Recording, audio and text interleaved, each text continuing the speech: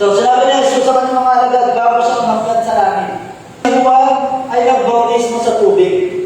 Pero may isa pang klase ng bautismo na dapat niyong maranasan. Yung bautismo sa Espiritu Santo. Yan ay kailangan. Yan ay another experience na kailangan ng mga alagad ng Panginoong Jesus upang sila ay maging mga matapang ng mga alagad ng Panginoon.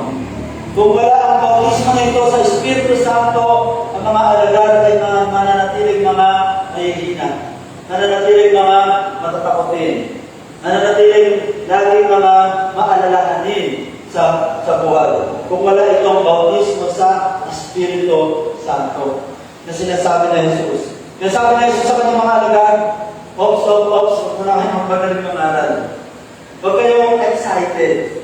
Kasi pagdating ng mga problema at pagsubok, hindi kayo makakapagpatuloy kung wala itong bautismo sa Espiritu. Kaya meron mga tinatawag na nag-backslide.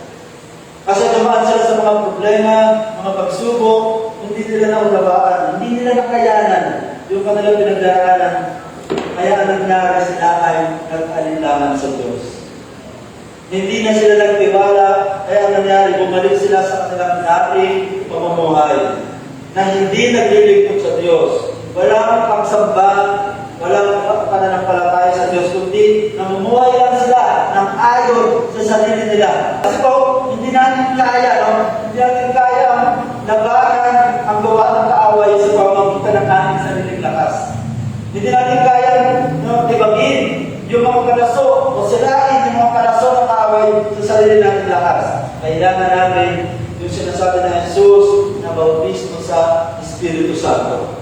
Pag sinabi ng bautismo, yan ay tumutukoy sa paglubog. Iba ang bautismo ng Espiritu sa bautismo sa Espiritu. Yung bautismo ng Espiritu sa Biblia, yun ay tumutukoy sa pagkilos ng Espiritu para ikaw ay i-alib niya sa iglesia. Yung bautismo ng Espiritu, ikaw ay i-alib sa iglesia. Pero yung bautismo sa Espiritu, ikaw yung inulubog sa banal na Espiritu. Si Jesus Christ, sa Biblia, ay tinatawag na baptizer in the Holy Spirit.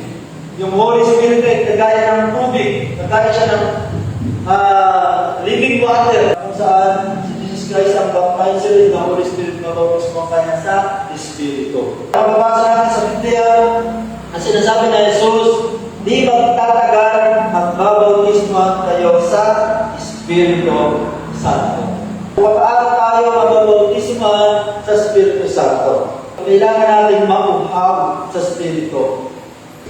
Sa Oreo, riyan ang pinakatangang araw ng pista, tumayo si Jesus at nagsalita ng malakas, kayong mga nauuhaw ay lumapit sa akin. I believe, yung word na nauuhaw, yan ay key word na kailangan natin upang maranasan natin yung teaching ng ating Panginoong Jesus patungkol sa bautismo sa Espiritu.